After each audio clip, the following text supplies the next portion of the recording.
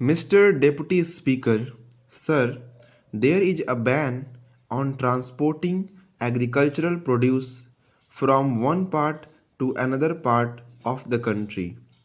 During the last session, the Honorable Minister had announced that this ban will be lifted, but it has not been done till now. The farmers are unable to take their produce to any part of the country. As a result of total neglect towards agriculture, the allocation given to this field has decreased from 4% to 3% in the annual plan outlay. The allocation for National Bank for Agricultural and Rural Development is going down in every annual plan in comparison to the annual plan of 1992-93.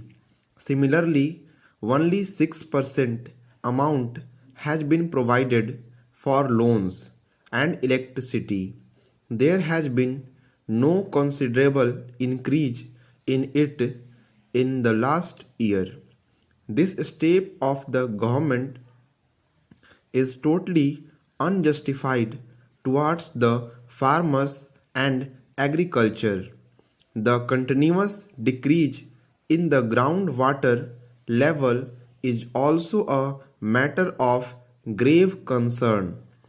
Ever since the Congress party has come to power, there has been 10% difference between the estimated capacity and actual utilization of irrigation potential.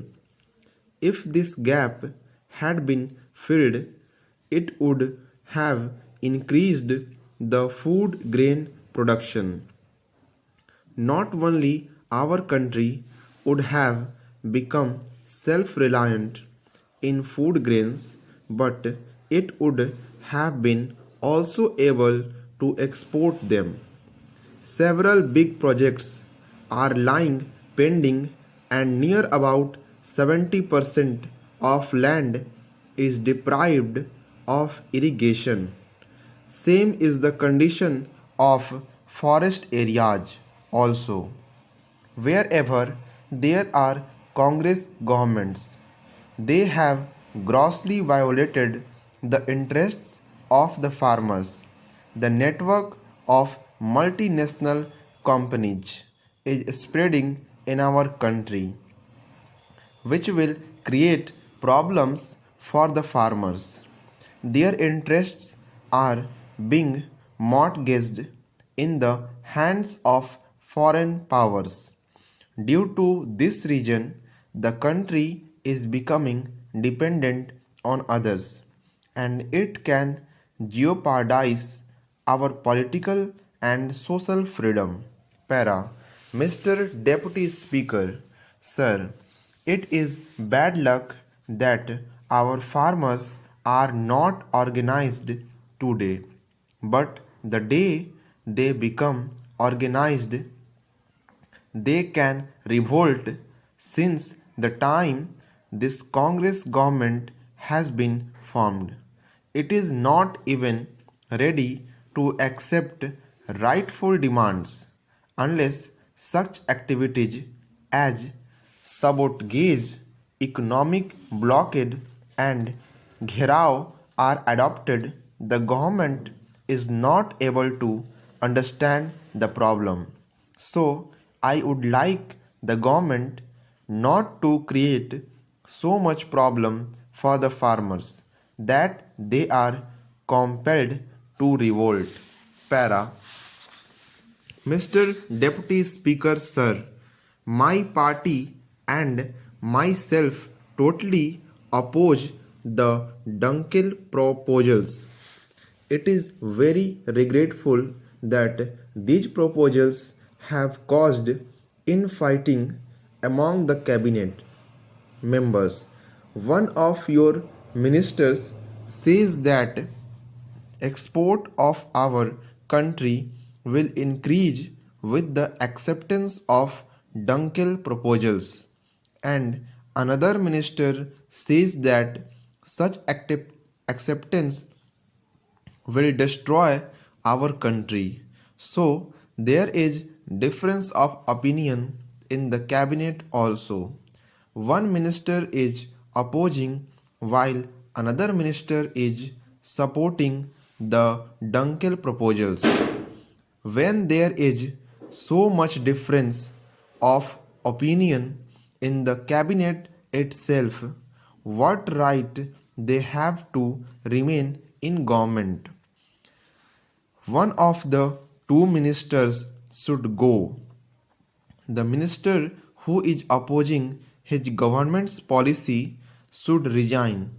If the government is ready to accept the Dunkel proposals, the agricultural minister should resign, and if the government is not accepting the proposals, the commerce minister should resign.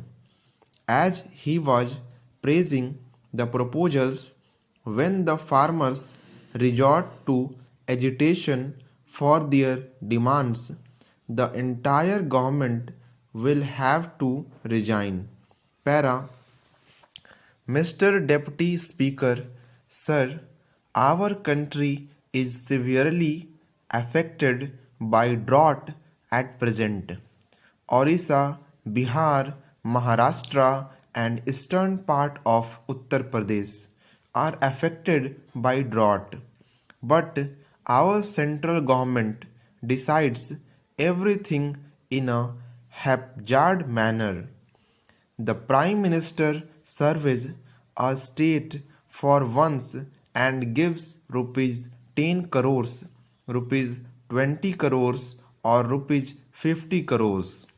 Then he goes to another state. Such a haphazard manner cannot solve the problem. There should be a permanent solution. Even after 65 years of independence, in the government has not been able to control drought. Maximum rainwater is wasted and there is no shortage facility. Sir, Andhra Pradesh is also severely affected by drought, and the situation has become so worse that the farmers are forced to kill their own children. Neither there is food nor water for their cattle. Para. Sir, it is just opposite in Karnataka. It is affected by floods which have caused a lot of damage. On the one hand, there is devastation due to heavy rains. On the other hand, there is suffering due to drought. I have read the draft of the agriculture policy.